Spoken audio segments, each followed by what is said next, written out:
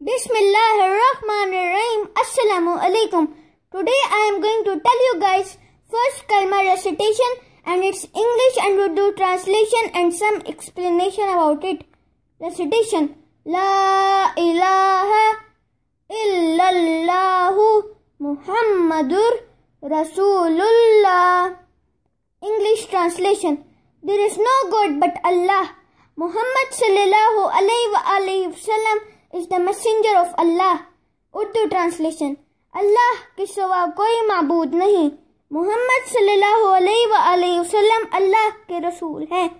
Explanation. The deen is not complete without this first pillar of Islam. It makes a Muslim who he is and what he believes in, and he takes all his actions in accordance to that.